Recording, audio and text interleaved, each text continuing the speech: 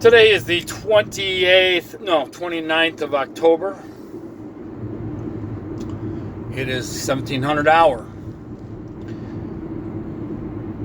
I want to touch briefly on terrorists that get killed by the United States government. Okay, how do I address this? I'm not even going to mention this guy's name that Special Forces basically killed over the weekend. What I want to mention is about Trump's critics. These leftists pissed off about him getting on TV talking about how they killed this guy. If you watch one of my videos, I said Trump's real power, why he is popular, is his ability to tell a story. Trump does not get up in front of a podium and pretend to be presidential. He's a person like you and I. He has not been trained in the art of politics in the sense that you have to appeal to a broad spectrum of people and make yourself presentable. Instead, Trump engages middle America. He doesn't engage New York. He doesn't engage California with their so-called civility. All right? He talks like you and I. He presents himself like you and I. So he gets up there, and as commander-in-chief, he probably takes a little more credit for himself than he probably should. But I've noticed that most presidents do that. But Trump is definitely probably the most pro-military president I've seen since Reagan, to be quite honest with you. So, but he gets up there and he's being criticized for the way he presented it and his language that he used. And that's what I want to address on real quick. He said this guy died like a coward, ran whimpering and crying down into a tunnel, and died like a dog. He called him a coward, died like a dog, whimpering and crying. And I've seen all kinds of criticism from the talking heads about this. Well, apparently, he was being chased down a tunnel by one of our military dogs, which probably had a camera on it.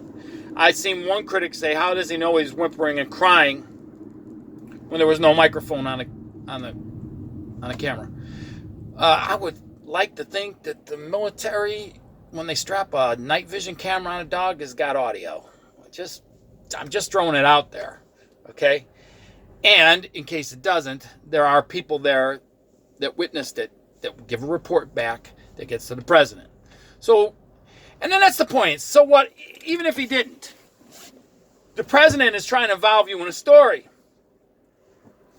Oh, he didn't respect this human life and all. So let's take this. This guy was basically the leader of ISIS that formed a caliphate since when Obama was in office. And in case you don't remember, in 8 years, when Obama was in office, he withdrew troops out of Iraq, and then an Islamic caliphate started to form where they were taking territory. And in case you don't know what a caliphate is, it's a giant Islamic state. There is this, within the Islamic world, they want to have this giant, like a United States, but it's all based on Islam. It's a theocracy based on Islam. And in order to enforce it, they killed all the dissidents. Now, in case you have a short memory, because Americans have short memories, do you remember just a few years ago, about maybe 6 years ago, they were cutting off people's heads. They would be in orange jumpsuits. I don't even know where they got the orange jumpsuits from, but they'd be cutting off people's heads with X-Acto knives, and they'd be in trances going, Allah Akbar, Allah Akbar, as they're sawing off somebody's head. They were crucifying people. They were burning people alive. They were throwing homosexuals off buildings. If you don't remember that, you got a short memory. That's what this guy was behind. In a lot of ways, this guy was a hell of a lot more cruel than Osama bin Laden. And that is the truth. But they were exercising Sharia law. They were raping women. They started up a slave trade. They were raping, killing women, killing children, and nothing was. If you didn't convert, if you didn't submit to the will of Allah and the will of Islam, they killed you. And they didn't kill you. Look, people, I don't know if you're familiar with crucifixion. You know, the thing that the Romans killed Jesus with, and the Romans didn't invent crucifixion, it was the Persians.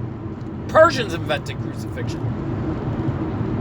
And the Romans viewed it as such a horrible death. It was only used for criminals that they deemed to teach a lesson to the public with. Roman citizens were not allowed by Roman law to be crucified because it was considered so cruel and horrible. And it was such a horrible death that it was done publicly so somebody would say, man, I am not doing that. I am not committing that crime with these Romans around. I do not want to die like that. But this guy was responsible for that stuff. This guy was horrible. So what he did, and by now maybe you've read the story, he had his 3 children with that he took as a shield with. Now most people don't want to use children, let alone their own children, to protect their own lives. Most people want to preserve their children's lives. This guy didn't think anything of it. He ran down a tunnel with an explosive vest on with his children, hoping to shield him from getting shot at. Come on. You are a coward. That lies you right there. You're a coward. You're using your own children as a shield. And then when you get down there, you decide you're going to blow yourself up. Well, yeah. He committed suicide. That makes you brave.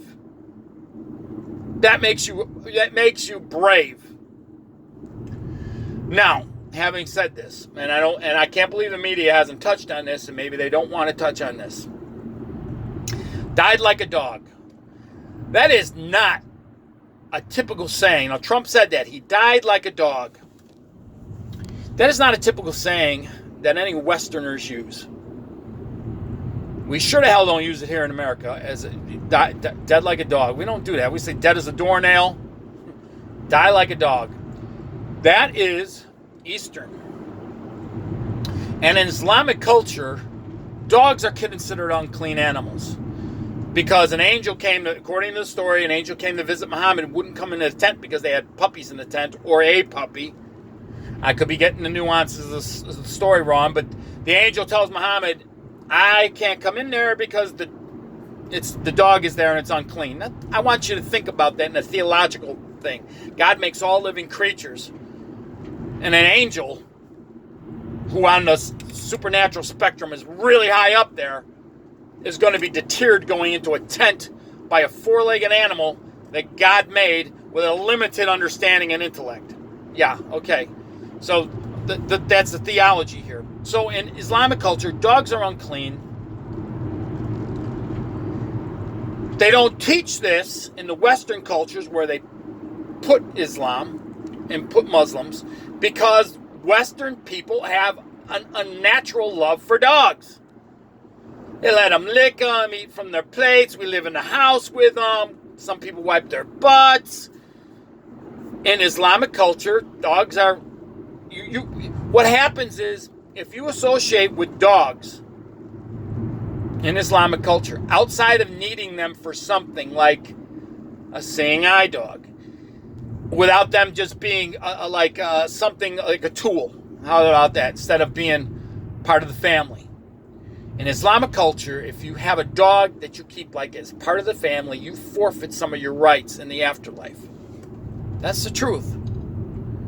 So that dig that President Trump said, died like a dog, because in Islamic cultures, nobody cares how a dog dies. I'm going to give you an example of this. I have a friend of mine that was in the military, and he was in Iraq. And they were training Iraqi police officers with American weaponry.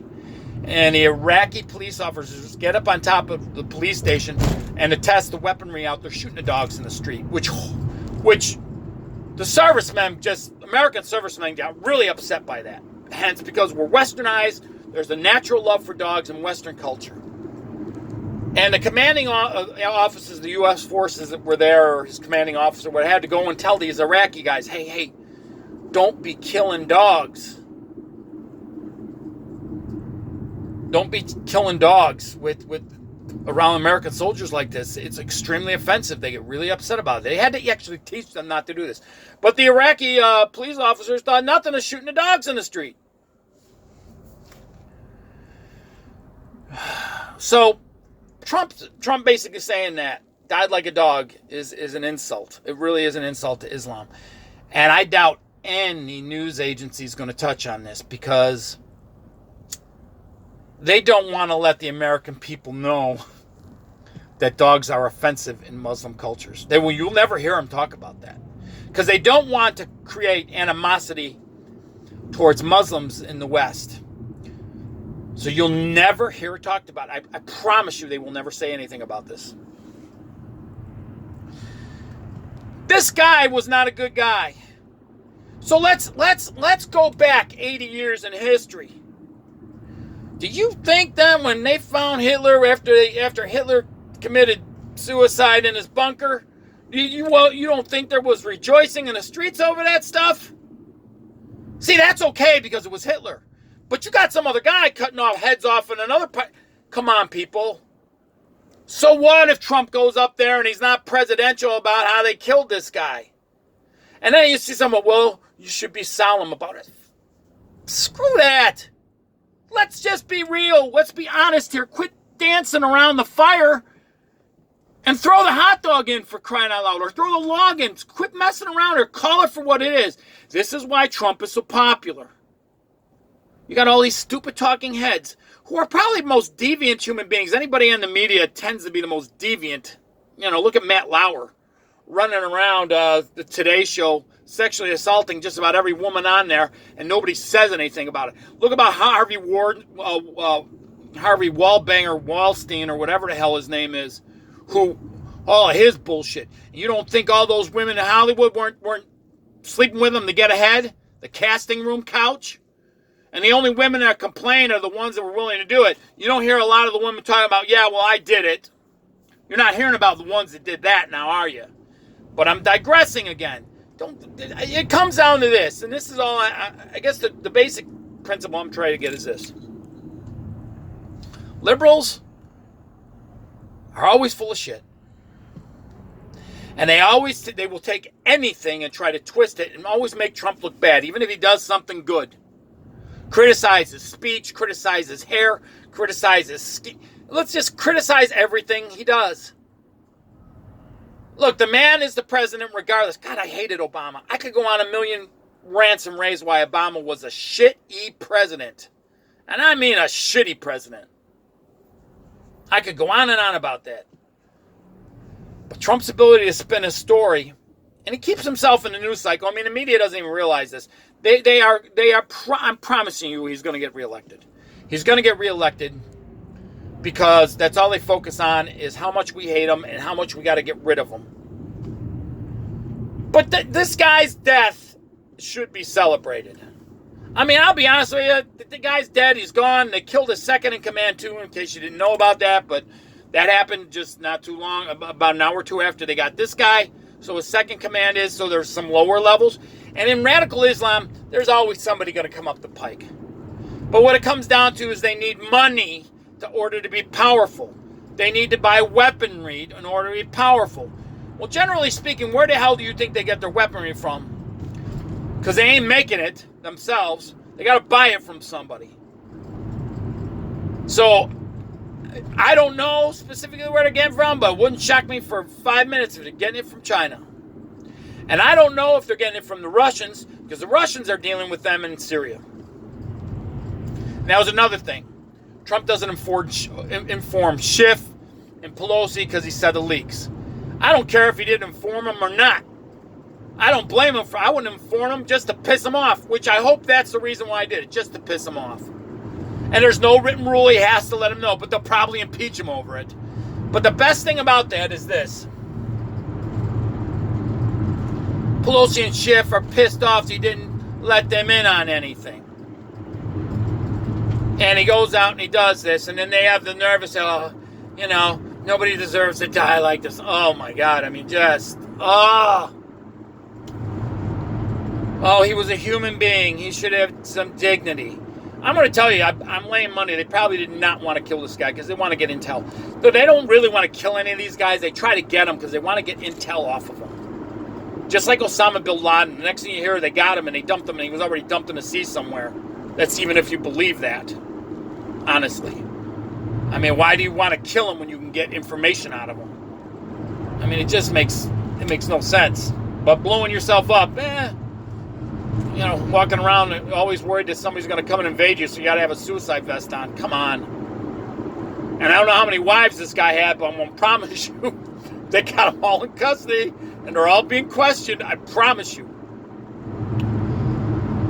So, yeah. I mean, that's basically,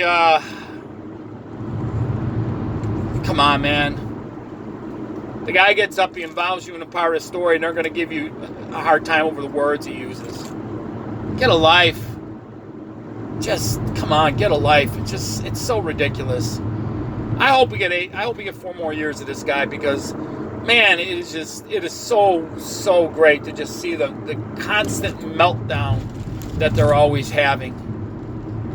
And I wish more success for Trump. I hope the success goes through the roof. That nobody can argue. Well, they will argue and fight about it, but good luck. Good luck with the results. Well, having said all that, I hope none of you die like a dog.